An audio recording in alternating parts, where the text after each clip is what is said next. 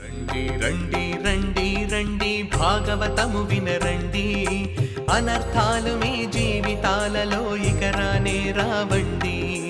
అనర్థాలు మీ జీవితాలలో ఇక రానే రావండి. అనర్థాలు మీ జీవితాలలో ఇక రానే రావండి. ఓం నమో భగవతే వాసుదేవాయ. ఓం నమో భగవతే వాసుదేవాయ. ఓం నమో భగవతే వాసుదేవాయ. ఓం అజ్ఞానతిమిరాంధస్య జ్ఞానాంజనశలాకయా చక్షురున్మీలితం येन తస్మై శ్రీ గురవే నమః. మూకం కరోతి వాచాలం పంగుం లంఘయతే గిరిం యత్కృపాతమహం వందే శ్రీగురుం దీనతారిణం.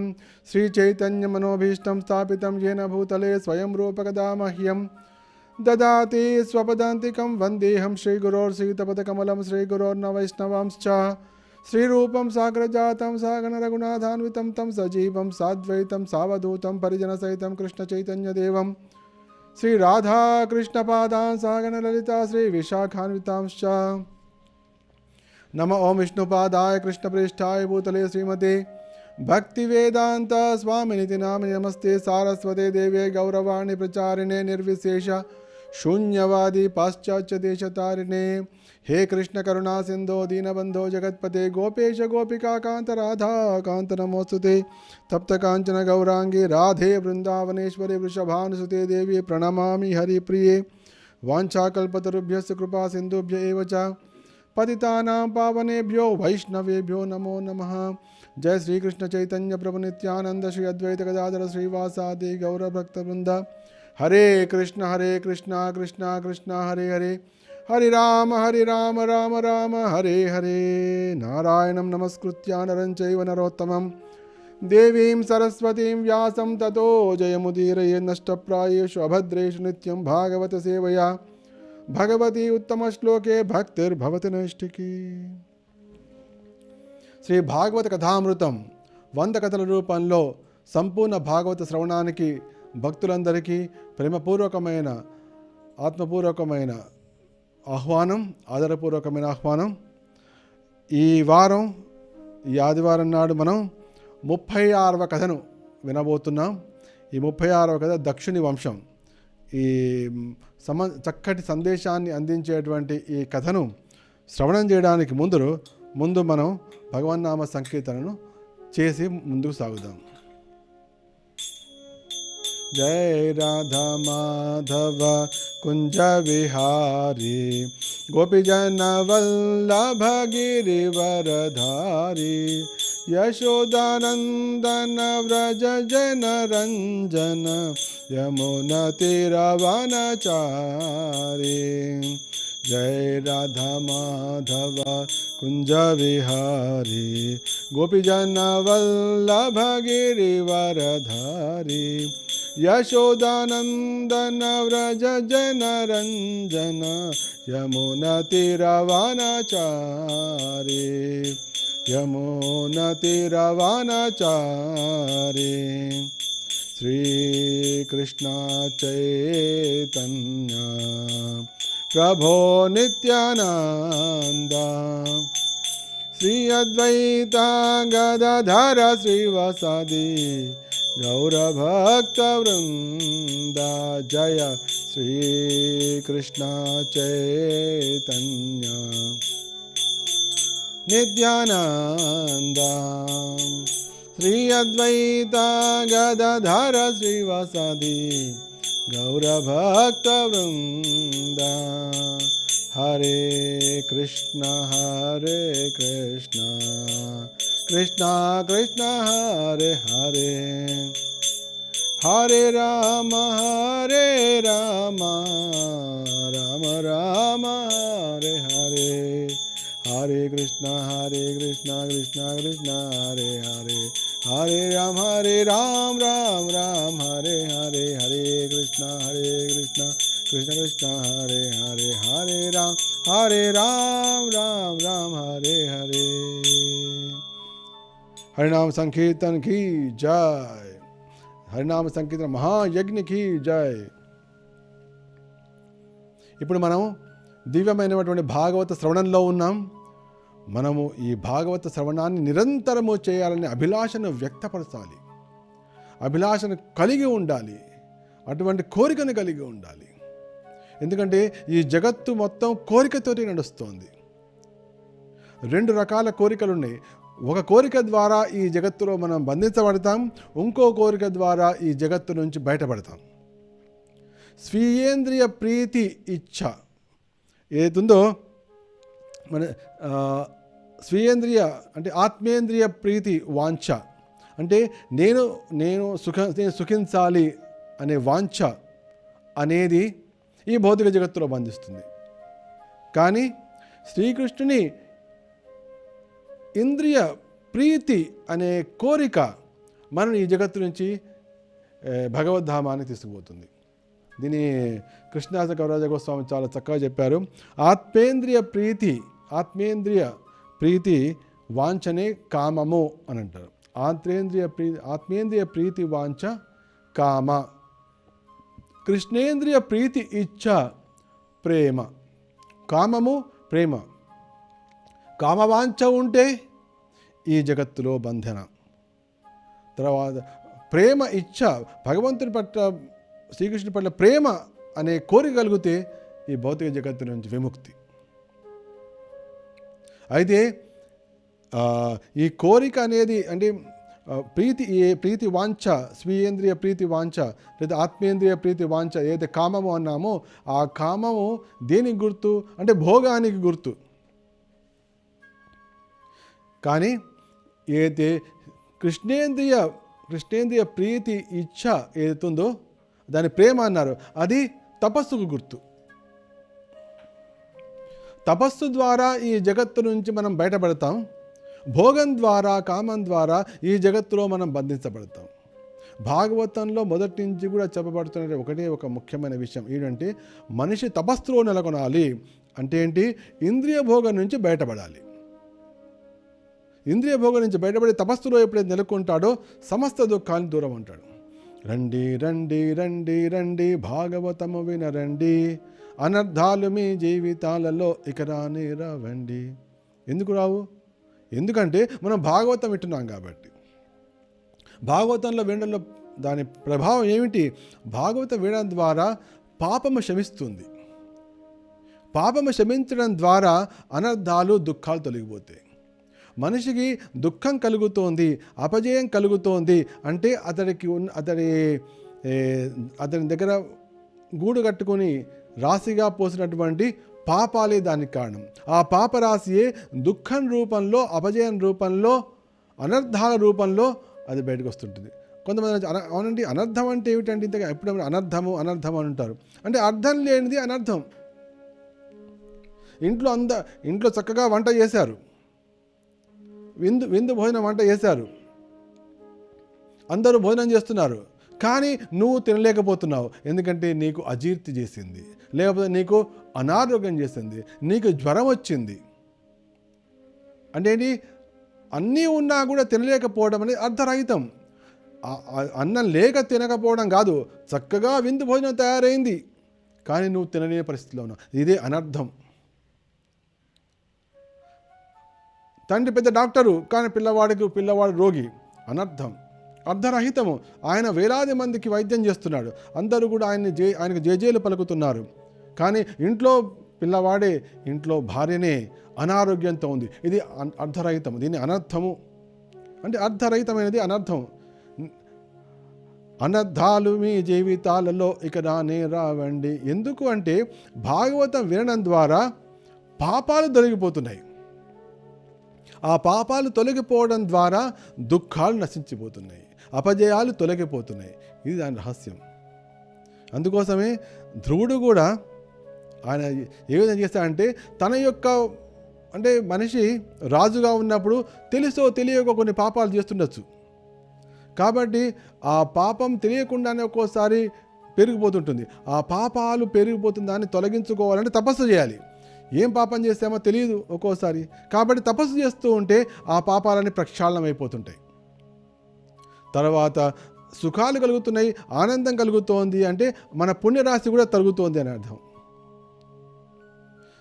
పుణ్యాన్ని సుఖాల ద్వారా, ఆనందం ద్వారా దాన్ని సంపూర్ణం చేసేయాలి. ఇక పాపాలను తపస్సు ద్వారా తొలగించేసేయాలి.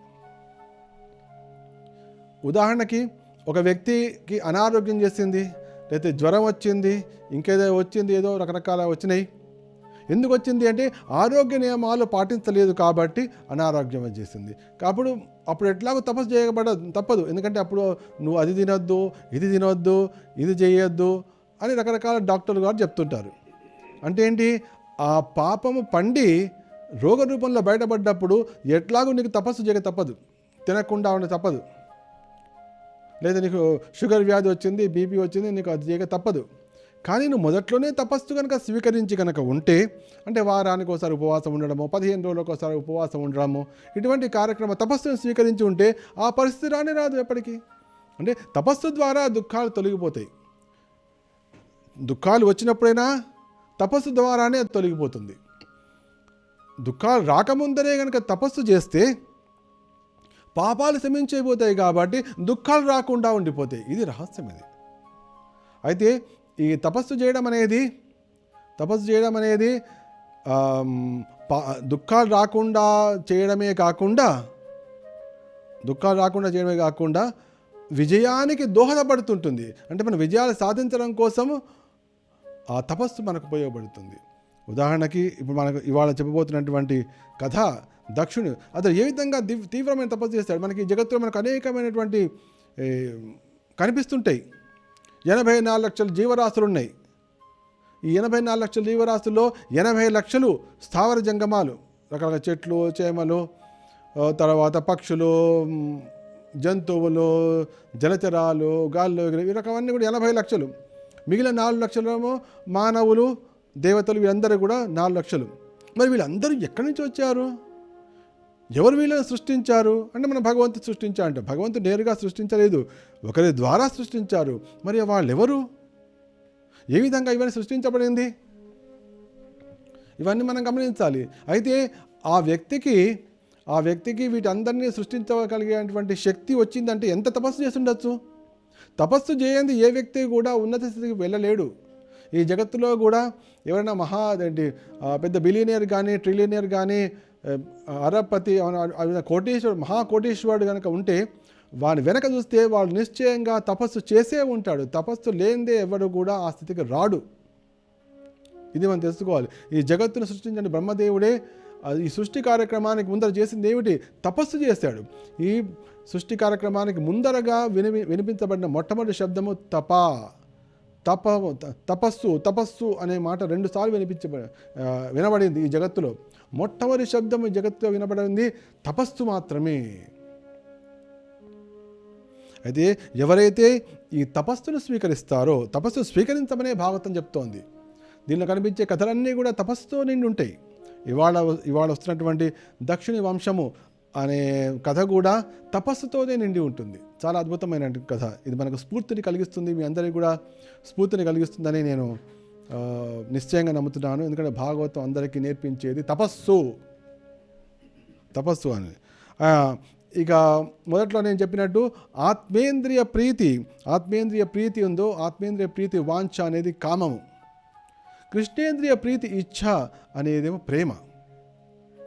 అయితే ఈ ఆత్మేంద్రియ ప్రీతి వాంఛ అనేది అన్ని 84 లక్షల జీవరాశుల్లో ప్రతి జీవి హృదయంలో ఉండేది.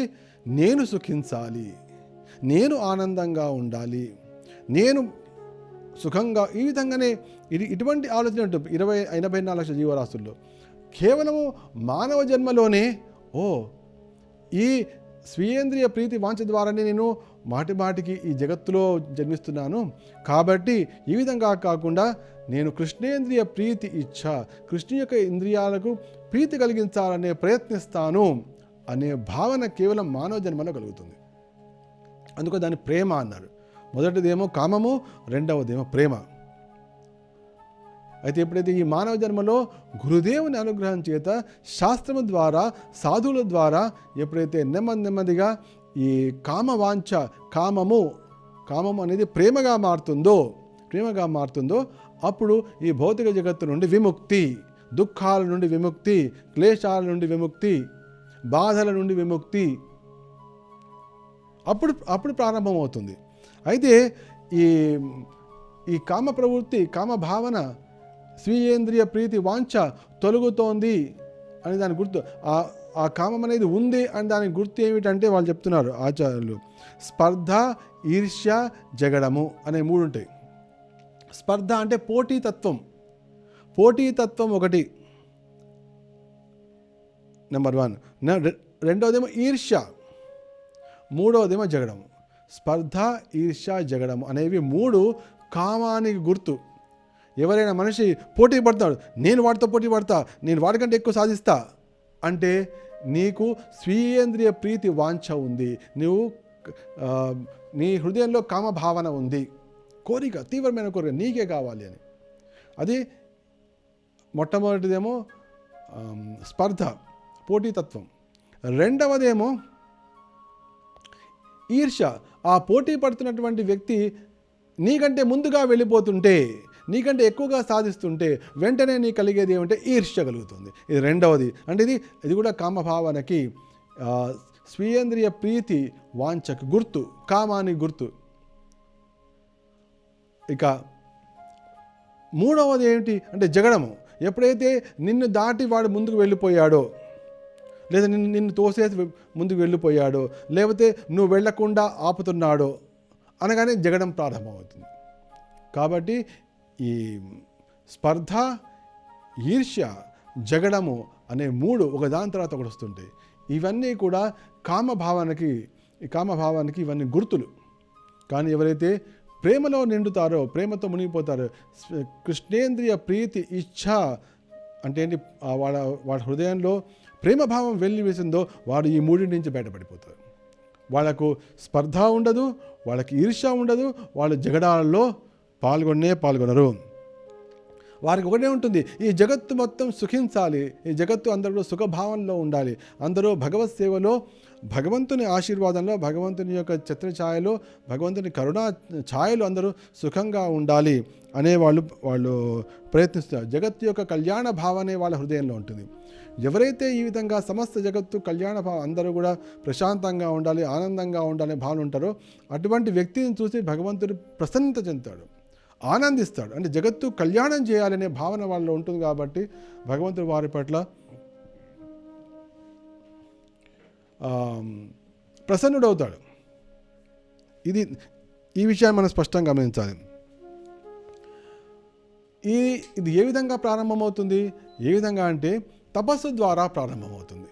అంటే వాళ్ళకి ఇంద్రియ భోగమనే లేదు, స్వయంగా స్వయాన తపస్సు తీసుకుంటున్నాడు కాబట్టి ఒకవేళ తనకు లభించకపోయినా, ఎందుకంటే అతనికి ఎట్లాగూ లభిస్తుంది, తను కోరేది ఆ వ్యక్తికి ఎట్లాగూ లభిస్తుంది, తనంతా తనే వదిలిపెడుతున్నాడు కాబట్టి అందరూ స్వీట్లు తింటున్నారు, అందరూ మిఠాయిలు తింటున్నారు. కానీ ఈ వ్యక్తి తనంతా తనే మిఠాయిని తినడాన్ని వదిలిపెట్టేశాడు. ఇక తనకు లభించకపోయినా ఏమిటి, అతడు బాధపడతాడా? బాధపడే అవకాశం లేదు, ఎందుకంటే ఆ భోగ వాంఛ లేదు కదా వాడికి. కాబట్టి ఎవరితో కూడా పోటీ స్వభావం లేకుండా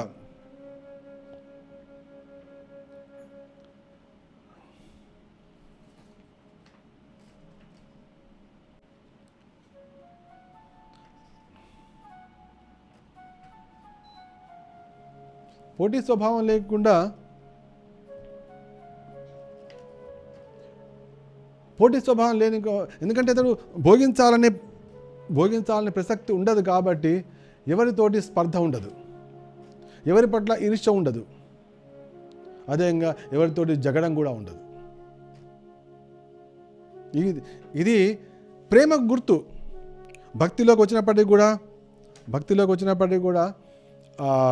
భక్తులు ఒక్కొక్కసారి ఒకరితో ఒకరు స్పర్ధ కలిగి ఉండడము, లేదా ఒకరి పట్ల ఒకరు ఈర్ష్య చూపించడము, ఒకరితో ఒకరు జగడం చేయడం కనిపిస్తుంది.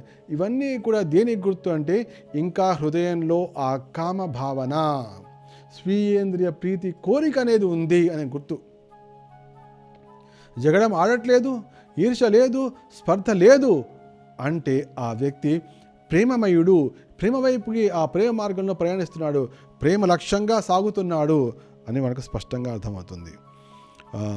ఇక వీటన్నిటికీ మూలం ఏమిటి? తపస్సు. అనర్థాలు తొలగిపోయే దివ్యమైనటువంటి శుభగడియ రావడమే.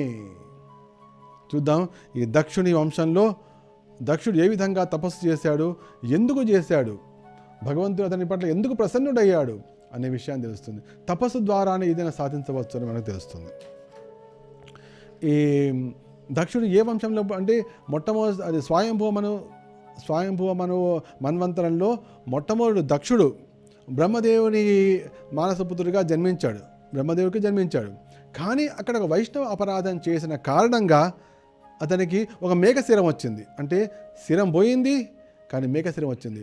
అటువంటి మేకశిరంతో చాలా జుగుప్సాకరంగా ఉన్నటువంటి ఆ రూపాన్ని తోటే జీవితాన్ని కొనసాగించడం ఇష్టం లేకపోతే ఆ శరీరాన్ని వదిలిపెట్టేసిన తర్వాత చాక్షుష మన్వంతరంలో తర్వాత ఒక స్త్రీ గర్భంలో ఒక సామాన్యుడైన ఒక కాంత ఈ భూలోకంలో జన్మించాడు.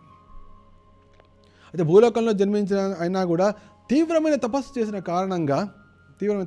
కారణంగా అతను మహోత్కృష్టమైన కార్యాన్ని సాధించాడు. ఏమిటా కార్యం అంటే, ఇప్పుడు మనకు కనిపిస్తున్నటువంటి 84 లక్షల జీవరాశులకు మూలమయ్యాడు దక్షుడు. 84 లక్షల జీవరాశులు అందరికీ రావడానికి కారణం ఎవరు అంటే దక్షుడు అంటే దక్షత కలిగిన వాడు. అంత తపస్సు చేశాడు, తీవ్రమైన తపస్సు చేశాడు కాబట్టి ఈ 84 లక్షల జీవరాశులను కూడా సృష్టించగలిగేంతటి శక్తిని పొందాడు. ఇది తపస్సు యొక్క మహిమ. ఇంతకీ ఈ దక్షుడు ఎవరికి జన్మించాడు, ఎట్లా జన్మించాడు? ఆ స్వయంభువ మన్వంతరంలోనేమో బ్రహ్మదేవుడికి పుత్రుడైతే తర్వాత వచ్చి ఇక్కడ ప్రచేతసులకు జన్మించాడు. ఈ కథ ఏమిటంటే, ఇది పృథు మహారాజు వరకు వెళ్తుంది కథ. ఈ పృథు మహారాజు అంటే వీరందరూ కూడా ధ్రువుని వంశంలో వాళ్ళే. పృథు మహారాజు కొడుకు విజితాశ్వుని కొడుకు హవిర్ధానుడు. ఆ హవిర్ధానుని కొడుకే ప్రాచీన బర్హి ఇతరుడు ధ్రువుని వంశంలో వాడు. అయితే ఈ ప్రాచీన బర్హికి శతధృతి అనే భార్య ఉంది. అయితే వివాహం జరిగింది. ఆ ప్రాచీన బర్హికి శతధృతికి 10 మంది సంతానం కలిగారు. వారి పేరే ప్రచేతసులు. అయితే ఈ ప్రాచీన బర్హి చెప్పాడు, నాయన మీరు చక్కటి సంతానాన్ని కని ప్రజాభివృద్ధి చేయండి, ప్రజాసృష్టి చేయండి అని చెప్పగానే ఈ 10 మంది ప్రచేతసులు వారు ఆ ప్రజా సృష్టి కార్యక్రమంలో పాల్గొనకుండా నేరుగా వాళ్ళు వెళ్ళి భగవంతుని ప్రసన్నం చేసే ప్రయత్నం చేశారు. వాడు ఏం చేశారంటే వెళ్ళి సముద్ర గర్భంలో, ఎందుకంటే మామ స్థానంలో ఉంటే ఎవరైనా వారికి విఘ్నాలు కలిగించవచ్చు, లేకపోతే ఏదైనా అడ్డగులు కలిగించే అవకాశం ఉంటుంది. కాబట్టి అటువంటి లేకుండా నేరుగా సముద్ర గర్భంలోకి వెళ్ళి వాళ్ళు తపస్సు చేశారు.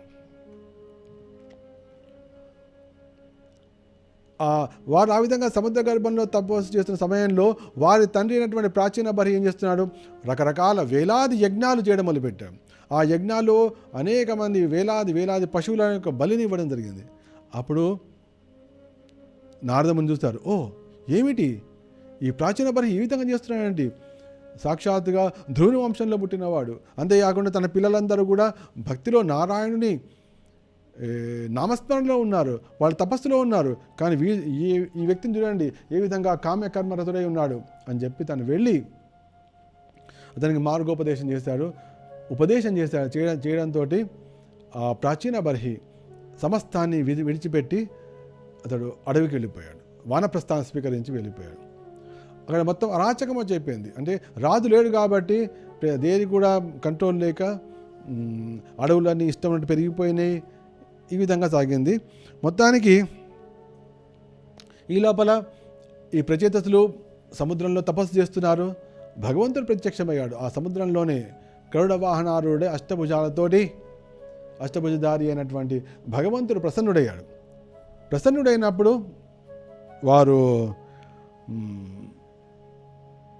వారికి భగవంతుడు ఆశీర్వదించాడు. ఇచ్చి వారి ద్వారా సమస్త రకరకాల 84 లక్షల జీవరాశులకు ఉత్పత్తి అయ్యే వాళ్ళ యొక్క జననం కలిగేటువంటి దానికి కారణమవుతారు అని కూడా భగవంతుడు వారికి ఆశీర్వాదం చేశాడు. అయితే ఆ విధంగా భగవంతుని ఆశీర్వాదాన్ని పొందినటువంటి ప్రచేతసులు బయటకు వచ్చారు, సముద్రం బయటకు వచ్చారు. బయటికి వచ్చి చూడగానే అరాచకం కాబట్టి అరణ్యాలను చక్కగా ఉంచడము అవన్నీ కూడా చక్కగా కాలేదు. ఇష్టం ఉన్నట్లు చెట్లు ఎక్కడెక్కడ పెరిగిపోయాయి. వాళ్ళకు మార్గమే కనిపించలేదు. ఎటు పోవాలి, తూర్పు ఎటు పడమర వైపు అనే వాళ్ళకి దారి కనిపించలేదు. దాంతో వాళ్ళకి చాలా కోపం వచ్చింది. కోపం వచ్చి ఆ కోపం ద్వారా వాళ్ళ అగ్ని వచ్చింది. వాళ్ళ నోటి నుంచి అగ్ని, ఆ నోటి నుంచి అగ్ని వచ్చి చెట్లన్నీ కూడా భస్మం కావడం మొదలుపెట్టింది.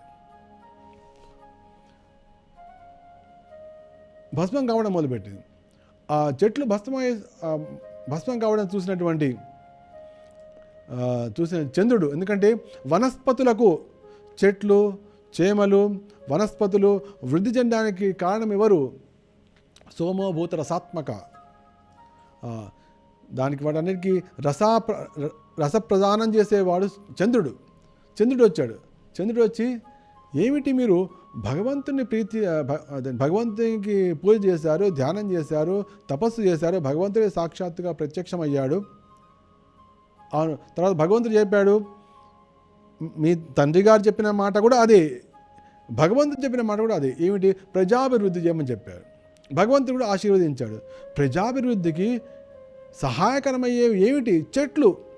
అటువంటి మీరు ప్రజాభివృద్ధి చేయబోతున్న మీరే చెట్లను ఈ విధంగా భస్మం చేయడం అనేది ఎంతవరకు సబబు ఆలోచించండి ఒకసారి.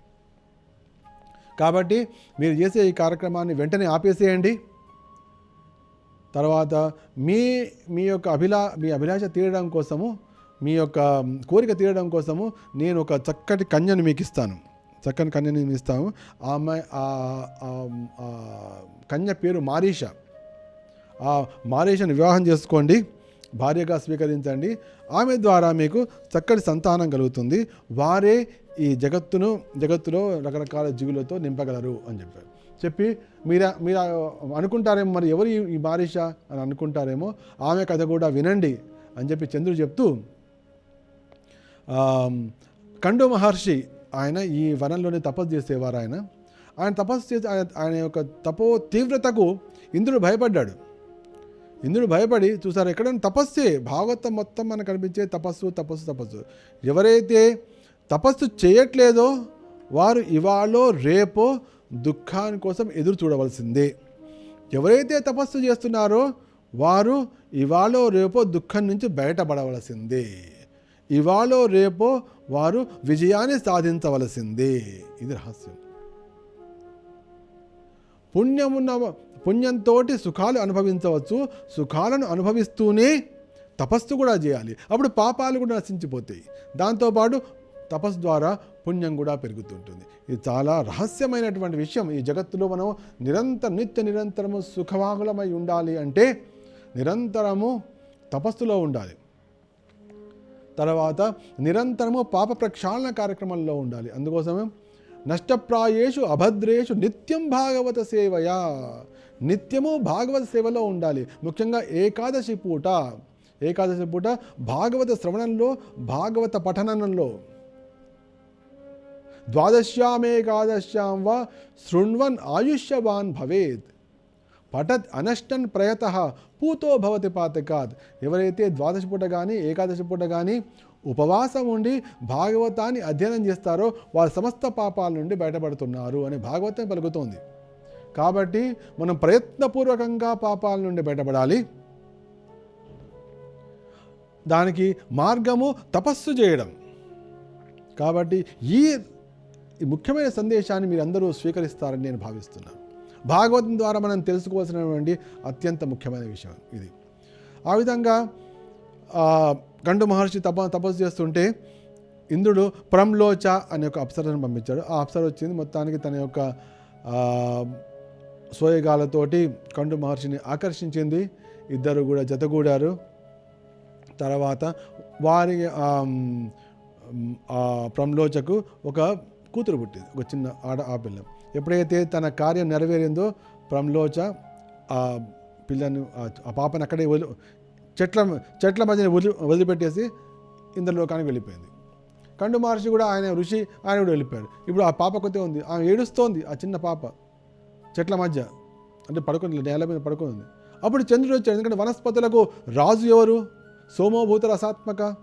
కాబట్టి ఆ వనస్పతులకు చెట్లకి వదిలిపెట్టేశారు కాబట్టి చంద్రుడే వచ్చాడు. చంద్రుడే వచ్చి తన చూపుడు వేలిని ఆ చిన్నారి పాప నోట్లో పెట్టి ఆమె పోషణ సాగించాడు. ఆ విధంగా పెరిగి ఆమె పెద్దగైంది. అదే చెప్పాడు చంద్రుడు, నా దగ్గర మారీష ఉంది, కన్య ఉంది, కాబట్టి మీరు ఆ కన్యని మీకు ఇస్తున్నాను, మీరు వివాహం చేసుకోండి, మారీష కన్యని మీరు వివాహం చేసుకోండి అని చంద్రుడు ఆ ప్రచేతలు చెప్పాడు. ప్రచేతలు వెంటనే ఇదంతా భగవంతుడి నిర్ణయం, భగవంతుడు మొట్టమొదటి చెప్పారు, మా ద్వారానే ఈ సృష్టిలో ఉన్నటువంటి సకల ప్రజా సృష్టి జరగబోతుంది. ప్రజ అంటే ఓన్లీ మానవులేనే కాదు, ఎవరైతే జన్మను స్వీకరిస్తారో వాళ్ళు ప్రజ. కాబట్టి దానిలో పశువులు వస్తాయి, పక్షులు వస్తాయి, జంతువులు వస్తాయి, అన్ని రకాల చెట్లు అన్నీ కూడా వస్తాయి దాంట్లోకి ప్రజ. సో ఆ విధంగా ప్రచేతలకు మారీష భార్యగా అయింది.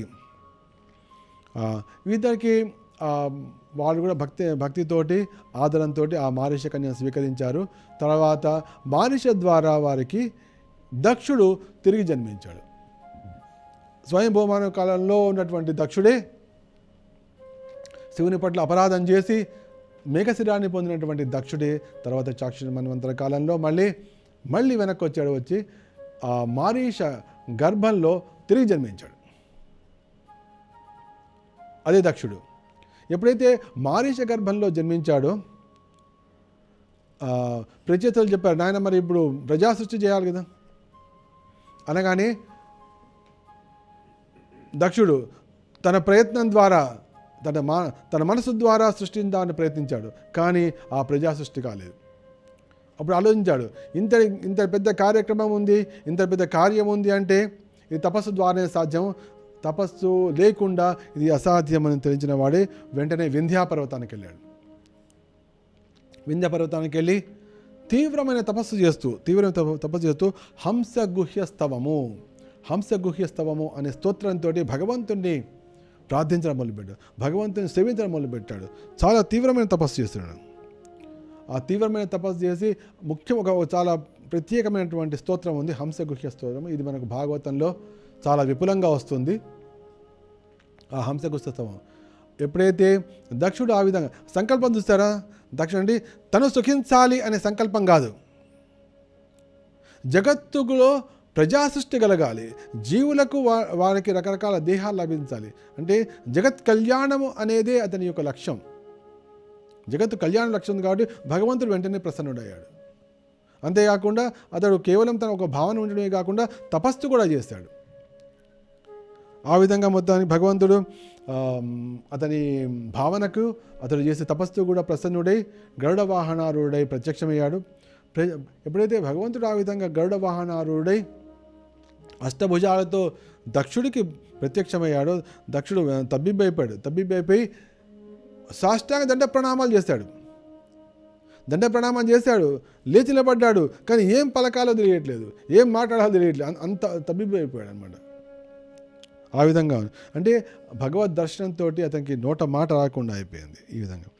అప్పుడు కానీ భగవంతుడు సర్వాంతర్యామి ప్రతి జీవి హృదయంలో ఉంటాడు కాబట్టి దక్షుని మనస్సులో ఏముంది, దక్షుని హృదయంలో ఏముంది అనే సంగతి భగవంతుడికి స్పష్టంగా తెలుసు కాబట్టి అతని హృదయంలో ఉన్న మనసులో మాట అంటాం మనం, నా మనసులో ఏందో మీకు అర్థమైందండి అంటాం. అది ఎవరికి సాధ్యమవుతుంది? గురువుకు అర్థమవుతుంది, భగవంతుడికి అర్థమవుతుంది. భగవంతుడి యొక్క ప్రతినిధి గురువు కాబట్టి గురువు కూడా అర్థమవుతుంది. భగవంతుడికి అర్థమైపోయింది చేసి అని అన్నాడు, ఓ ప్రచేతస తనయ, నువ్వు చాలా ధన్యాత్ముడివి. ఎందుకంటే జనుల కళ్యాణం కోసం నువ్వు ఇంత తీవ్రమైన తపస్సు చేశావు కాబట్టి ప్రజాభివృద్ధియే నీ సంకల్పము. అటువంటి సంకల్పం తపస్సు చేశావు కాబట్టి నేను ప్రసన్నుడనయ్యాను, నేను పూర్తిగా ప్రసన్నుడయ్యాను. తర్వాత పూర్వం కూడా బ్రహ్మదేవుడు ఎప్పుడైతే ఈ సృష్టి కార్యక్రమం చేయాల్సి వచ్చిందో ఆ సృష్టి కార్యక్రమానికి తాను అసమర్థుడని అనుకున్నాడు. సాధారణంగా మనం కూడా ఆ విధంగా ఏదైనా పెద్ద కార్యం, అమ్మో ఇది నేను చేయలేనండి అంటారు. ఇది నేను చేయలేనండి అని పలుకుతున్నా కొద్దీ ఇంకా నీకు చేయాలి చేయలేను అనేటువంటి భావనే స్థిరపడిపోతుంది. ఎప్పుడైతే నేను చేయలేను అని అనిపిస్తుందో అప్పుడు వెంటనే ఒక తపస్సును స్వీకరించాలి. ఇది కాదు అనగానే ఒక తపస్సు స్వీకరించాలి. ఇది చేయలేను అని తపస్సు స్వీకరించాలి. ఇది అసాధ్యము అనగానే తపస్సు స్వీకరించాలి. ఎప్పుడైతే తపస్సును స్వీకరించామో అప్పుడు ఆ శక్తి దానంతట అదే వస్తుంది. ఆ కార్యం సుసంపన్నమైపోతుంది. ఆ అవరోధాలు తొలగిపోతాయి. ఆ క్లేశాలన్నీ కూడా నశించిపోతాయి. అది రోగాలే కావచ్చు, అప్పులే కావచ్చు, కోర్టు కేసులే కావచ్చు, లేకపోతే అమ్మాయి పెళ్ళే కావచ్చు, అబ్బాయి చదువులే కావచ్చు, ఏదైనా కావచ్చు. అవన్నీ కూడా మనకు చాలా రకరకాల అవరోధాలుగా కనిపిస్తూ ఉండవచ్చు. అవన్నీ ఎలా జరిగిపోతాయి? తపస్సు ద్వారా సాధ్యమవుతుంది. ఈ రహస్యం కనుక మనిషికి అర్థమవుతే ఈ జగత్తులో అతనికి దుఃఖమే లేదు. ఎందుకంటే భగవంతుడు తన సంకల్పాలని, మనిషి చేసే సంకల్పాలని నెరవేర్చడానికి సిద్ధంగా ఉన్నాడు. కానీ తపస్సు చేయండి మాత్రం దాన్ని ఇవ్వడు కదా. ఒక వ్యక్తి, అందుకు కృష్ణుడు భగవద్గీతలో నేను ఈ కౌరవులందరినీ చంపేశాను ఆల్రెడీ, నువ్వు కేవలం పైన యుద్ధం చేసి విజయాన్ని సాధించు. కృష్ణుడు ఎట్లా అంటే నువ్వు కూర్చునుండు, నేను అందరినీ చంపి నీకు విజయం ఇస్తా అని అట్లా అనలేదు. నేను వీళ్ళని అందరినీ కాలరూపంలో చంపేశాను. ద్రోణంచ భీష్మంచ జయద్దంచ కర్ణం తధాన్యాపి నయోధ వీర్యాన్ మయా హతస్త్వం జహిమావ్యధిష్ట యుద్ధస్య జేతాసి రణే సపత్నాన్. వీళ్ళందరినీ నేను చంపేశాను ఆల్రెడీ, నువ్వు పైన యుద్ధం చేసి ఆ విజయాన్ని స్వీకరించు అని పలుకుతున్నాడు. కాబట్టి పురుషయత్నం చేయాల్సిందే, దాని తపస్సు తోడు కావాలి. కాబట్టి ఆ విధంగా బ్రహ్మదేవుడు కూడా తీవ్రమైన తపస్సు చేశాడు. ఆ సమయంలో నువ్వు కూడా అదేవిధంగా తపస్సు చేశావు. ఆ సమయంలో బ్రహ్మదేవుడు తపస్సు చేసిన తర్వాత ప్రజాపతిని సృష్టించాడు. ఆ ప్రజాపతిలో ఉన్న పంచజనునికి ఒక చక్కటి ఒక కూతురు ఉంది, ఆ పేరు అశక్ని. కాబట్టి ఆ అశక్నిని నీకు అందజేస్తున్నా, నువ్వు అశక్తిని భార్యగా స్వీకరించు. భగవంతుడు చెప్తున్నా స్వయంగా. ఎందుకంటే అతని హృదయంలో కోరిక ఉంది, ప్రజా సృష్టి చేయాలి, సకల జీవ సృష్టి చేయాలి. అంటే గౌణ సృష్టి అనమాట. మూల సృష్టి అయిపోయింది, ఇప్పుడు గౌణ సృష్టి చేయాలి. కాబట్టి దానికి ఒక మార్గం కావాలి. అందుకోసం భగవంతుడే స్వయంగా అశక్ని అనే ఒక కన్యను, ప్రజాపతి పంచజన్య యొక్క కూతుర్ని ఇచ్చాడు. నువ్వు ఈమె ద్వారా వేలాది మంది సంతానాన్ని కనగలుగుతావు. వారి ద్వారా ఈ జగత్తులో ప్రజాభివృద్ధి, ప్రజా సృష్టి కొనసాగుతుంది అని చెప్పి భగవంతుడు ఆశీర్వదించాడు. ఆశీర్వదించి అక్కడి నుంచి వెళ్ళిపోయాడు. తర్వాత ఎప్పుడైతే సాక్షాత్తుగా భగవద్ దర్శనమే జరిగింది. భగవద్ దర్శనమైనా కూడా అతని సంకల్పం ఏంటి? జగత్తులో ప్రజా సృష్టి చేయాలి. అంటే భగవద్ ప్రాప్తి అనే భావం లేకుండా ప్రజా సృష్టి అనే భావం, దీన్ని విష్ణుమాయ. ఆ విష్ణుమాయ ప్రభావంతో దక్షుడు అశగ్ని గర్భంలో 10,000 మంది పుత్రులను పుట్టాడు. వాళ్ళ పేరే హరిజశ్వులు. అంటే అతనికి తీవ్రమైన కోరిక ఉంది. ఏమిటా కోరిక అంటే ఈ జగత్తులో రకరకాల జీవరాశితో నింపాలి. చూస్తారు, ఆ విధంగా వస్తుంటారు కొంతమంది, అటువంటి సంకల్పాలు కలుగుతుంటాయి. వాళ్ళు అంటారు, ఏ విధంగా మనం ఆకాశంలోకి వెళ్ళిపోవాలి, ఆకాశంలో ఎగరాలి అందుకని వాళ్ళు ఏరోప్లేన్ తయారు చేస్తారు. మేము రకరకాల లోకాలకి వెళ్ళిపోవాలి, డిఫరెంట్ ప్లానెటరీ సిస్టమ్కి వెళ్ళాలి అనగానే వాళ్ళు రాకెట్ తయారు చేస్తుంటారు. అంతేగా ఇప్పుడు రాకెట్లు కానీ, విమానాలు కానీ, 100 స్టోరీ బిల్డింగ్ కానీ ఆకాశం నుంచి పడలే కదా, పడలేదు. కానీ వారి హృదయంలో ఆ సంకల్పం కలిగింది. మనిషి హృదయంలో ఎప్పుడైతే సంకల్పం కలుగుతుందో అదే సాకారం అవుతుంది. సంకల్పం కలగడం మొదటిది, తర్వాత తపస్సు చేయడం రెండవది. సంకల్పము తపస్సు కలగానే అది ఎదుటిగా సాక్షాత్కరిస్తుంది. ఇది జగత్తు యొక్క రహస్యం. అయితే ఆ సంకల్పము తపస్సు కానీ అది తమ ప్రీత్యర్థమే ఉంటే, తన ఇంద్రియ ప్రీతి కొరకే అయి ఉంటే అది కామము, అది మనిషిని ఈ జగత్తులో బంధిస్తుంది. కానీ ఎవరికైతే కృష్ణుని యొక్క ప్రీతి జీవుల యొక్క సంక్షేమమే సంకల్పమై ఉంటే వారికి కృష్ణ ప్రేమ లభించి వారు భగవత్ ప్రాప్తిని పొందుతారు. ఇది ఈ జగత్తు. కానీ మార్గం కామం అయినా ప్రేమ అయినా మార్గం ఒకటే. ఏమిటి? సంకల్పము, తపస్సు. ఈ విధంగా దక్షుడు ఆ 10,000 మంది హర్యశ్వులను పిలిచి, నాయన, నా సంకల్పం మొదటి నుంచి ఈ ప్రజాసృష్టి చేయడం, కాబట్టి భగవద్ అనుగ్రహం వలన మీరందరూ నాకు పుత్రులుగా జన్మించారు 10,000 మంది. కాబట్టి మీరందరూ ప్రయత్నాలు చేసి ప్రజాసృష్టి చేయండి, సకల జీవులను సృష్టించండి అనగానే తండ్రి గారి మాట వాళ్ళు తీసుకుని వెంటనే వాళ్ళు ఆ కార్యక్రమాన్ని మొదలుపెట్టలేదు. వాళ్ళు ఏం చేశారంటే, ఇంతటి బృహత్తరమైన కార్యాన్ని తండ్రి గారు ఇచ్చారు కాబట్టి మొట్టమొదటి మేము తపస్సు చేయాలి. తపస్సు చేయండి, అంత బృహత్ కార్యాన్ని మేము ఏ విధంగా చేయగలుగుతాం? అది అసాధ్యం. ఎందుకంటే ఈ సృష్టి అనేది కేవలం భూలోకంలో కాదు, మొత్తం 14 భువనాల్లో 14 భువనాలన్నీ ఇప్పుడు ఖాళీగా ఉన్నాయి. వాటిలో జీవులను నింపాలి. సత్వగుణంలో ఉండే వాళ్ళని కోసం పైన, తర్వాత మిక్స్డ్ గుణాలు ఉన్న వాళ్ళకేమో మధ్యలోకంలో, అంటే రజోగుణం వాళ్ళు, ఇక తమో గుణం వాళ్ళేమో అధోలోకాల్లో. వీళ్ళందరినీ సృష్టించాలి కదా ఈ సంకల్పం.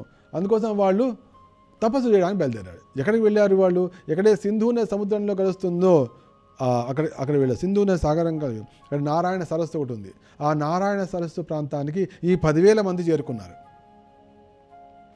ఈ 10,000 మంది చేరుకుంటే ఆ నారాయణ సరోవరం చాలా ప్రశాంతంగా ఉంది, చాలా రమ్యంగా ఉంది, చాలా పవిత్రంగా ఉంది. అక్కడ అనేక మంది ఋషులు, మునులు ధ్యానంలో, తపస్సులో లగ్నమై ఉన్నారు. వాళ్ళు చాలా లగ్నమై ఉన్నారు. వీరు కూడా వెళ్ళారు. ఈ 10,000 మంది వెళ్ళారు. వెళ్ళి భగవంతుని ప్రార్థిద్దామనుకున్నారు, తపస్సు చేద్దామనుకున్నారు. అక్కడ వెళ్ళిన తర్వాత వారికి అక్కడ అందరూ అనేక వందల మంది ఋషులు, మునులు, తపోధనులే ఉన్నారు. వారికి ఆ జీవనం పట్ల వాళ్ళకు అభిరుచి కలిగింది, మక్కువ కలిగింది. అయితే అదే సమయంలో నారదుల వారు ఆ ప్రాంతానికి వెళ్ళారు. వెళ్ళి ఈ 10,000 మంది హర్యశ్వులతోటి ఒక దివ్యోపదేశం చేశారు. ఆ దివ్యోపదేశంతో ప్రభావితులైనటువంటి ఆ హర్యశ్వులు, ఏమిటి ఇంత తపస్సు కోసం వచ్చాము, తపస్సు చేస్తూ మళ్ళీ చేద్దాం అనుకున్నది ఏమిటి? ప్రజాసృష్టి చేయడం. అసలే ఈ జగత్తులో బంధం అంటే మళ్ళీ బంధనాలు చేయడం ఎందుకు? భగవంతున్నే ప్రార్థిస్తున్నాం కదా, హాయిగా ముక్తి మార్గం వెళ్ళిపోదాం అని వాళ్ళకు ఒక భావన కలిగింది. అని చెప్పి వచ్చిన పని మర్చిపోయారు. మర్చిపోయి భగవత్ ప్రాప్తి ఆ తపస్సు ఎట్లా చేస్తారు? మళ్ళీ వెనక్కి వచ్చేది కాకుండా ముందుకు వెళ్ళిపోయారు. ఇక ఆ విధంగా సాగింది ఈ విషయాన్ని. ఈ విధంగా హర్యశ్వులు 10,000 మంది ఆ ముక్తి మార్గంలోకి వెళ్ళిపోయారు. తపస్సు చేపట్టారు, కరెక్టే తండ్రి చెప్పిన మాట ప్రకారం. కానీ అది కేవలం ముక్తి పొందడం కోసం, ప్రేమ కోసం మాత్రమే అనే విషయాన్ని నారదుల వాళ్ళే స్వయంగా వెళ్ళి దక్షుడికి చెప్పారు. అయ్యా దక్ష ప్రజాపతి, నీకు ఒక వార్త చెప్తున్నాను. ఏమిటా వార్త అంటే, నువ్వు నీ సంతానాన్ని 10,000 మందిని పుత్రుల్ని పంపించావు కదా. అవును, పంపించాను. వాళ్ళందరినీ కూడా ప్రజాసృష్టి చేయమని చెప్పాను. వాళ్ళు తపస్సు చేస్తామన్నారు. సరే అని చెప్పాను. వాళ్ళు వెళ్ళారు. కానీ అని నారదుడు చెప్పి, నేను వాళ్ళకు వేరే ఉపదేశం చేశా. ఈ జగత్తు ఎంత అశాశ్వతమో చెప్పా. పరమాత్ముడు ఏ విధంగా సర్వత్రా హృదయంలో ఉండి అందరికీ అభిలాష నెరవేర్చడం చెప్పా. తర్వాత ఏ విధంగా కలుషితమైన బుద్ధి ఏ విధంగా జీవుణ్ణి ఈ జగత్తులో బంధిస్తుంది, ఈ విషయాలని చెప్పా. ఈ జగత్తు ఏ విధంగా ఒక బిలం లాంటిదో అని చెప్పా. అది వినగానే వారు తమ కార్యాన్ని వదిలిపెట్టేసి ముక్తి మార్గంలో వెళ్ళిపోయారు. కాబట్టి వాళ్ళు వెనక్కు రారు. ఈ విషయం చెప్దానే వచ్చా అని నారదుల వారు చల్లగా చెప్పారు ఈ మాట. అది వినగానే దక్ష ప్రజాపతికి దుఃఖం ఆగలేదు. ఎంత దుఃఖం అంటే ఏడవడం మొదలుపెట్టాడు. నేను ఇంత తపస్సు చేసి హంసగుహ్యస్తవంతంతో భగవంతుని ప్రార్థించి తర్వాత ఆ భగవంతుని ద్వారా ఆసక్తిని కూడా నేను పొంది 10,000 మంది సంతానాన్ని కంటే ఈయన వచ్చి అందరినీ సన్యాసులుగా మార్చాడు. ఏమిటి? నా అభిలాష తీరకుండానే పోతుంది కదా. అని ఏవడం మొదలుపెట్టాడు. కోపం వచ్చింది. కానీ పెద్ద ఆయన నారదుల వారిని ఏ విధంగా ఆయన మందలిస్తాడు, ఏ విధంగా తిడతాడు, కానీ అనలేక తనే ఏడవడం మొదలుపెట్టాడు. ఎప్పుడైతే ఆ విధంగా దుఃఖాక్రాంతుడయ్యాడో అప్పుడు బ్రహ్మదేవుడి సాక్షాత్తుగా వచ్చాడు. వచ్చి, నాయన నువ్వు దుఃఖించకు, అయింది అయిపోయింది, భగవంతుడు ఇచ్చిన వరం నీ దగ్గర ఉంది, నువ్వు మహాశక్తి సంపన్నుడివి, దక్షత కలిగిన వాడవి, కాబట్టి ఎటువంటి చింత లేకుండా, పరాజయ భావన లేకుండా మళ్ళీ సంతానాన్ని కను, తద్వారా నీ యొక్క అభిలాష తీరుతుంది అన్నాడు. అనగానే మళ్ళీ ఆ ఓదార్పు ప్రయత్నంలో అన్ని చేశాడు. చేసి అశక్నిని కూడి దక్ష ప్రజాపతి ఈసారి 1000 మంది సంతానాన్ని పొందాడు. మొట్టమొదలేమో 10,000 మంది, ఈసారి మాత్రం 1000 మంది. వీరి పేరు సబలాశువులు. ఈ సబలాశువులు 1000 మంది. వారిని కూడా దక్ష ప్రజాపతి, నాయన మీరు వెళ్ళండి, వెళ్ళి ప్రజా సృష్టి కార్యక్రమాన్ని చేయండి, అది నా అభిలాష, నా కోరిక అనగానే వారు కూడా అన్నారు, తండ్రి మీరు చెప్పిన మాట బాగుంది, అయితే మేము తపస్సులోకి వెళ్తాం. మొట్టమొదటి తపస్సు ద్వారా శక్తివంతులమై తర్వాత మీ కోరికను, మీ అభిలాషను మేము నెరవేర్చే ప్రయత్నం చేస్తాం అని వారు కూడా ఎక్కడే నారాయణ సరస్సు ఉందో, సింధు నది సముద్రంలో కలిగే స్థానం, అక్కడికి వెళ్ళారు. వాళ్ళు కూడా వారు ఆ విధంగా వెళ్ళారో లేదో వెనకనే వెళ్ళారు. ఎవరు? మన నారదుల వారు. ఆయన నారదుల వారు వెళ్ళి ఏ విధంగా అయితే ఈ సబలాశువుల యొక్క అన్నగారులైనటువంటి హర్యశ్వులకు చెప్పాడు, అదే ఉపదేశాన్ని మళ్ళీ చేశాడు. ఏ విధంగా అయితే అది 10,000 మంది మీద పనిచేస్తుందో, ఈ 1000 మంది మీద కూడా అదే చక్కగా పనిచేస్తుంది. వాళ్ళు వెంటనే తమ యొక్క సంకల్పాన్ని విరమించుకున్నారు. సంకల్పం అంటే తపస్సు చేయాలనే సంకల్పం విరమించలేదు, అభిలాష అంటే ఈ తపస్సు ద్వారా ప్రజా సృష్టి చేస్తాము అనేటువంటి అభిలాషను వదిలిపెట్టారు. తపస్సును వదిలిపెట్టి ముక్తి కోసమే, నారాయణ ప్రీత్యర్థమే తపస్సు చేస్తాము అని సంకల్పించి వాళ్ళు తీవ్రమైన తపస్సు చేసి భగవత్ సాన్నిధ్యం వెళ్ళిపోయారు. ఈ వార్తను కూడా మళ్ళీ నారదుల వారు మళ్ళీ వెనక్కి తీసుకొచ్చారు. నారదుల వారు మళ్ళీ ఇదే వార్తను దక్ష ప్రజాపతికి వచ్చి, ఓ దక్ష ప్రజాపతి, నువ్వు ఏమి అనుకోనంటే, బాధపడనంటే ఒక వార్త మళ్ళీ పట్టుకొచ్చా. ఏమిటండి చెప్పండి. కొద్దిగా సీరియస్ అయ్యాడు. ఏమిటండి అంటే, నీకు వచ్చినటువంటి 1000 మంది కొత్త సంతానం శబలాశులు ఉన్నారు, వారు కూడా తపస్సుకు వెళ్ళారు కదా, అయితే వారికి కూడా నేను వారి అన్నలకు చెప్పినటువంటి ఉపదేశమే వారు చేశారు. వీరి మీద కూడా అది చాలా తీవ్రంగా పనిచేసింది. ఆ 10,000 మంది ఏ విధంగా ప్రభావితులయ్యారో, వైరాగ్యపూరితులయ్యారో, భగవత్ ప్రాప్తిని పొందాలని తీవ్రమైన అభిలాషను పొందారో, ఈ 1000 మంది కూడా అటువంటి అభిలాషే కలిగింది వారికి, ఈ జగత్తు పట్ల వైరాగ్యం కలిగింది వారికి. కాబట్టి వారు కూడా ఆ ప్రేమ మార్గంలో, భక్తి మార్గంలో వెళ్ళిపోయారు. అనగానే కుప్పగూలిపోయాడు. దక్ష ప్రభాతి కుప్పగూలిపోయి దాంతోపాటుగా తీవ్రమైనటువంటి క్రోధం వచ్చింది. క్రోధం వచ్చి, ఏమిటి మేము ఇంతటి చూస్తేనేమో మేము గృహస్థులాగా కనిపిస్తుండొచ్చు, మీరేమో సన్యాసుల్లా కనిపిస్తుండొచ్చు, కానీ మీరు ఏ విధంగా ప్రవర్తించాలో, జీవులకు లాభం కలిగించాలో మీకు ఎటువంటి ఆలోచన లేదు. కాబట్టి మీకు నా మనసులో కలిగే దుఃఖం కూడా మీకు అర్థం కావట్లేదు, మీకు ఎంత చెప్పినా అర్థం కాదు. కాబట్టి నేను తీవ్రంగా మిమ్మల్ని శపిస్తున్నా. ఏమిటి అంటే, మీకు ఈ ముల్లోకాల్లో ఎక్కడ కూడా నిలువ నీడ ఉండకుండుగాక, మీకు ఈ జగత్తులో నిలువ నీడ ఉండకుండుగాక అని తీవ్రమైన శపం ఇచ్చాడు. ఎందుకంటే మీరు ఒక చోట ఉండి ఆ ఉపన్యాసాలు చెప్పి, ఆ ఉపదేశాలు ఇచ్చి అందరికి గొడవ పెడుతున్నారు. కాబట్టి మీకు మీ ఇచ్చే శాపం కారణంగా ఒక చోట ఉండలేరు మీరు. కాబట్టి ఉపదేశం చేసే ఛాన్స్ ఉండదు. కాబట్టి ఆ విధంగా గృహస్థులైన వారు వారి సంతానము కాపాడబడే అవకాశం ఉంటుంది. కాబట్టి మీకు శాపం ఇస్తున్నా అన్నప్పుడు నారదుల వారు దాన్ని చాలా ఆనందంతో స్వీకరించారు.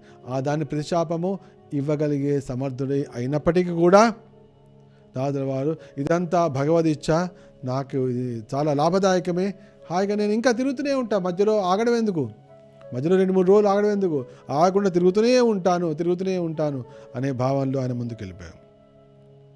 తథాస్తు అని పలికి నా వెళ్ళిపోయారు. ఈ విధంగా ఒక్కోసారి శాపం అంటే ఎవరైతే భక్తి మార్గంలో ఉందామనుకుంటారో, తీవ్రంగా మనసా వాచా కర్మణ వాళ్ళు అభిలషిస్తున్నారో వారికి జన్లు ఇచ్చే శాపం కూడా వరంగా మారుతుంటుంది. దీని ప్రభుపాల వారు కూడా చాలాసార్లు అన్నారు.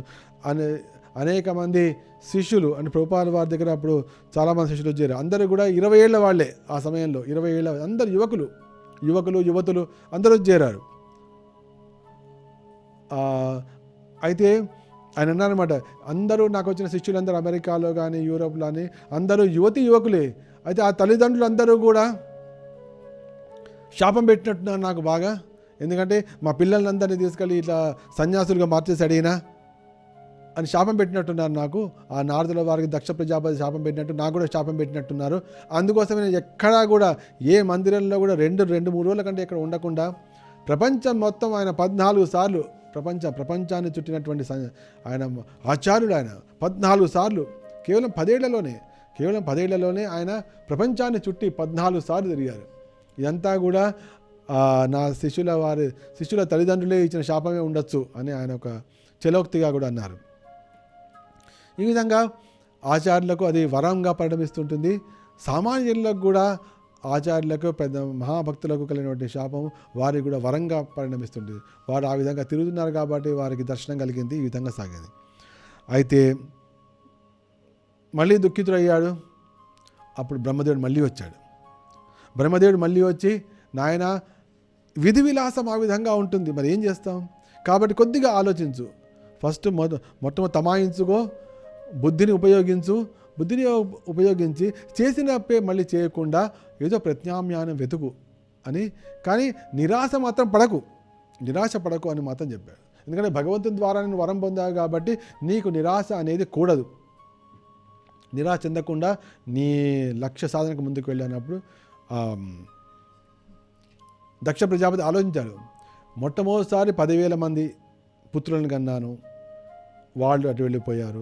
తర్వాత 1000 మంది పుత్రులను కన్నాను, వాళ్ళు వెళ్ళిపోయి. దీనికి కారణం ఏంటి? వాళ్ళందరూ కూడా పురుషులు కాబట్టి ఈ నారదుడు వాళ్ళందరినీ కూడా సన్యాసులుగా మార్చాడు. కానీ ఒకవేళ పుత్రికా సంతానమే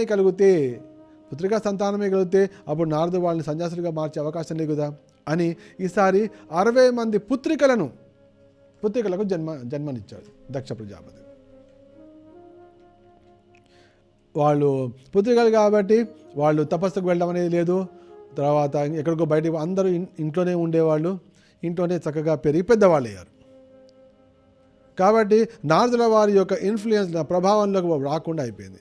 ఎందుకంటే అందరూ కూడా ఇంటి పట్టునే ఉన్నారు, తండ్రి యొక్క ఆశ్రయంలో ఉన్నారు, బయటికి పోయే ప్రసక్తి లేదు.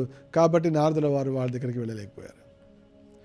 సో వాళ్ళు కన్యామణులందరూ కూడా యుక్త వయస్సు రాగానే దక్ష ప్రజాపతి మహర్షులకు ఆ కన్యల నుంచి వివాహం చేశారు. ఏ విధంగా ఉందిట అంటే మొట్టమొదలు దక్షుడు తన ఉండే 10 మంది పుత్రికలను యమధర్మరాజుకి ఇచ్చి వివాహం చేశాడు. తర్వాత 13 కశ్యపునికి ఇచ్చేశాడు. మొట్టమొదటి 13 ఇచ్చాడు.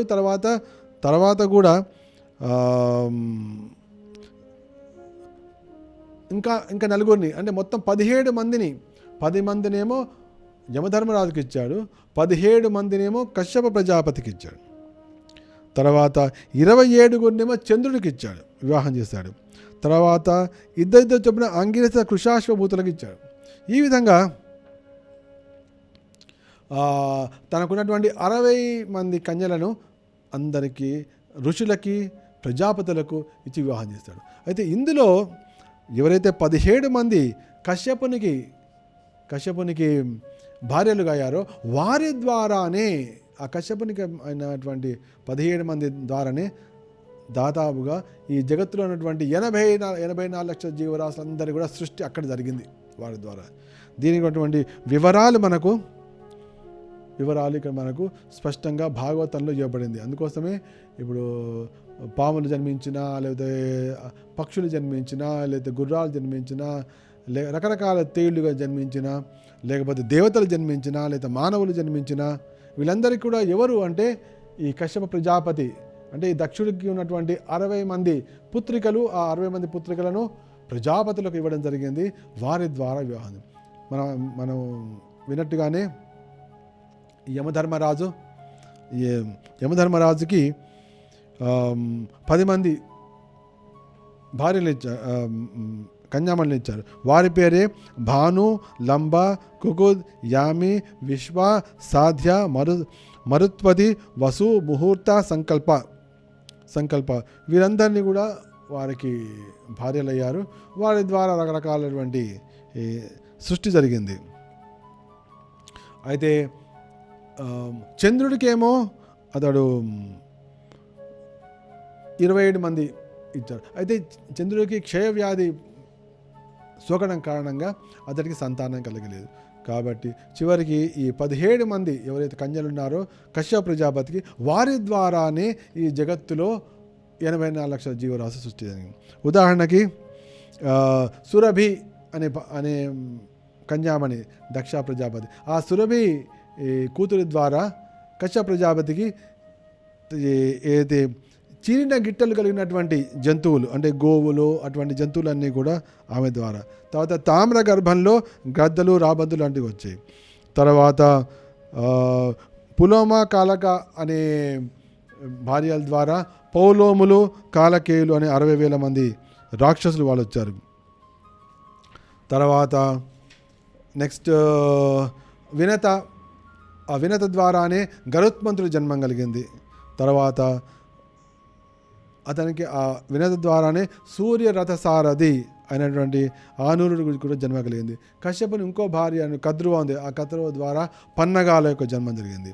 ఈ విధంగా నెక్స్ట్ కశ్యపుని భార్య ఇంకో ఆవిడ అదితి ద్వారా వామనదేవుడి జన్మ. ఈ విధంగా దేవతలు కానీ, దానవులు కానీ, పశువులు కానీ, పక్షులు కానీ ఏవైనా కూడా అవన్నీ కూడా ఈ కశ్యప ప్రజాపతి ద్వారానే. ఆ కశ్యప ప్రజాపతికి భార్యలు ఎవరిచ్చారు అంటే దక్ష ప్రజాపతి. ఈ విధంగా సృష్టి కార్యక్రమం జరిగింది. అయితే ఈ అదితి గర్భంలో అనేక మంది జన్మించారు. దానిలో వివస్వానుడు ఒకడు. ఆ వివస్వానునికే శ్రాద్ధదేవుడు అనేటువంటి పుత్రుడు జన్మించాడు. ఆ శ్రాద్ధదేవుడే వైవస్వత మనువు. ఆ వైవస్వత మనువుకి ఇమం వివస్వతే యోగం ప్రోక్తవాన్ అహమవ్యయం వివస్వాన్ మనవే ప్రాహ మనువిక్ష్వాకవే బ్రవీద్. ఆ వైవస్వత మనువు కూడా ఆయన వంశంలో వచ్చాడు. తర్వాత అంతేకాకుండా ఈ వివస్వానుడికే యమధర్మరాజు, తర్వాత యమున వీళ్ళందరూ కూడా వచ్చారు. తర్వాత వివస్వాను ఇంకొక భార్య ఉంది, ఆమె పేరు ఛాయ. ఆ ఛాయ ద్వారా శనిదేవత జన్మ కూడా జరిగింది. ఈ విధంగా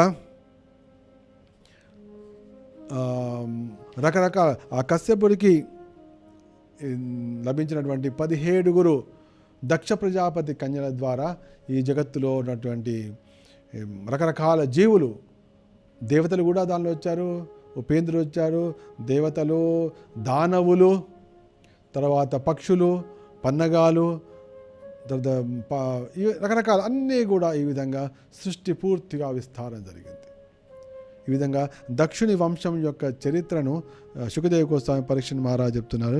అంటే వాళ్ళకి ఆ సంకల్పం అంటే ప్రజా సృష్టి కలగాలి. ఎందుకంటే జీవులు ఉన్నారు, జీవులకు అనేకమైనటువంటి కోరికలు ఉన్నాయి. వాళ్ళ యొక్క కోరికలు తీరాలి అంటే వాళ్ళకు ఒక రూపం కావాలి, ఒక రూపం కావాలి. ఆ రూపం కలగాలి. ఆ రూపం వచ్చినప్పుడే దాని ద్వారా వాళ్ళు ఆ కోరికలను తీర్చగలుగుతారు. కాబట్టి జీవులందరూ తమ కోరికలు తీర్చుకోవడం కోసం నానా రూపాలు సృష్టించాలి. దాన్నే ప్రజాభివృద్ధి, ప్రజా సృష్టి కార్యక్రమం. ఎవరు చేయగలరు అంత పెద్ద కార్యక్రమాన్ని? ఎవరైతే శక్తిమంతులు ఉంటారో వారే చేయగలరు. ఇప్పుడు ఒక వ్యక్తి రాకెట్ తయారు చేస్తున్నాడు, ఒక వ్యక్తి 100 అంతస్తుల బిల్డింగ్ తయారు చేస్తున్నాడు. ఎంత శక్తిమంతుడైతే తయారు చేయగలుగుతున్నాడు. కాబట్టి మహత్తరమైన కార్యము ఈ జగత్తులో చేయాలి అంటే మహత్తరమైనటువంటి తపస్సు వారికి చేయవలసి ఉంటుంది. ఆ మహత్తరమైన తపస్సు చేసినప్పుడే వారు ఆ మహత్తరమైన కార్యక్రమాలను చేయగలుగుతారు. దీనికి మనకు సూచన, దీనికి మనకు ఉదాహరణ అంటే సాక్షాత్తుగా బ్రహ్మదేవుడే. ఆ బ్రహ్మదేవుడి ద్వారానే ఈ జగత్తు, ఈ ముల్లోకాలు కాదు అనంతకోటి బ్రహ్మాండాలు ఆ భగవంతుడు సృష్టించాడు. ఒక్కొక్క బ్రహ్మాండానికి బ్రహ్మదేవుడు దానిలో 14 లోకాలను సృష్టిస్తుంటాడు. అలాగే తపస్సు. ఇక తర్వాత ఆ 14 లోకాల్లో జీవజాలాన్ని నింపడం కోసం దక్షుడు తీవ్రమైన తపస్సు చేస్తాడు. తపస్సు చేసి మొట్టమొదటి 10,000 మంది సంతానాన్ని, తర్వాత 1000 మంది సంతానాన్ని, తర్వాత 60 మంది కన్యామణులను, ఈ విధంగా సృష్టి కార్యక్రమం సాగింది. దీని ద్వారా తెలుస్తున్నది ఏమిటంటే సంకల్పం ప్రకారం మానవులు రకరకాల వాళ్ళు ఆ భగవంతుడు నిర్ణయించినటువంటి కార్యాల్లో నెలకొంటారు. అయితే భగవంతుడు ఎవరిని ఎంచుకుంటాడు అంటే ఎవరైతే తపస్సులో నెలకొంటారో వారినే ఎంచుకుంటాడు. ఆ తపస్సు ద్వారా మానవులు తమకు కలుగుతున్నటువంటి దుఃఖాల నుండి బయటపడగలుగుతారు. తమ పాపాన్ని వాళ్ళు నశింపజేసుకోగలుగుతారు. ఎప్పుడైతే పాపాలు నశించిపోతాయో, దుఃఖాలు శమిస్తాయో, అప్పుడు వాళ్ళు సుఖభాగులు అవుతారు. సుఖభాగులు ఎప్పుడవుతారు? వాళ్ళకు పుణ్య పరిపాకం పెరిగినా కొద్దీ వాళ్ళు సుఖభాగులు అవుతారు. పాపం పెరిగినా కొద్దీ వాళ్ళు దుఃఖభాగులు అవుతారు. అందుకోసమే తపస్సు ద్వారా పాపాలను శమింపజేసుకోవాలి. తపస్సు ద్వారా తమ దుఃఖాలను శమింపజేసుకోవాలి. పుణ్యాల ద్వారా అదేంటి సత్కర్మల ద్వారా పుణ్యాన్ని వృద్ధి చేసుకుని వాళ్ళు సుఖభాగులు కావచ్చు. ఈ విధంగా భాగవతం మనకు దివ్యమైన సందేశం ఇస్తోంది. ఏమిటంటే తపో దివ్యం పుత్రకాయన సత్తం శుద్ధేత్ యస్మాత్ బ్రహ్మ సౌఖ్యం తనంతం. ప్రతి వ్యక్తికి ఏదో ఒక తపస్సు ఉండాలి. ఏదో తపస్సు చేయాల్సిందే. నిజంగా వాళ్ళు పాపరహితులు కావాలి అంటే, నిజంగా వాళ్ళు విజయాన్ని జీవితం సాధించాలి అంటే తపస్సు చేయాలి. ఏది చేయకుండా ఏది సాధ్యం కాదు. ఈ విషయం అర్థమైతే ఈ జగత్తులో ఎవరైనా కూడా సుఖభాగులు కాగలుగుతారు. వారికి మార్గదర్శనం చేయడం కోసము సాధువులు, భక్తులు, వైష్ణవులు సర్వదా సన్నద్ధులే, సంసిద్ధులై ఉంటారు. వారిని ఆశ్రయించి వారి ద్వారా మార్గదర్శనం పొందాలి. తపస్సులో నెలకొనాలి. పాపాలను తొలగించుకోవాలి. పుణ్యభాగులు కావాలి. సుఖభాగులు కావాలి. తర్వాత కృష్ణుని యొక్క కృష్ణేంద్రియ ప్రీతి ఇచ్చ, శ్రీకృష్ణుని సంతృప్తి పరచాలనేటువంటి తీవ్రమైన కోరికను పొందాలి. అదే కృష్ణ ప్రేమగా మారుతుంది. అది అందించడం కోసమే భాగవతము అటువంటి కృష్ణ కామంగా హృదయంలో ఉండే కామ భావనను కృష్ణ ప్రేమగా మార్చడం కోసమే మానవ జన్మ. అది కేవలం భాగవత ధర్మం ద్వారానే సాధ్యపడుతుంది. కేవలం నిత్య భాగవత సేవ ద్వారానే సాధ్యపడుతుంది. ఈ మార్గాన్ని మనకు అందించిన వారే శ్రీల ప్రభుపాదుల వారు. ఇంతటితోటి ఈ కథను ముగిస్తున్నాము. శ్రీమద్ భాగవత గ్రంథరాజ్ కీ జై, శ్రీల ప్రభుపాద్ కీ జై, గౌర్ ప్రేమానందే.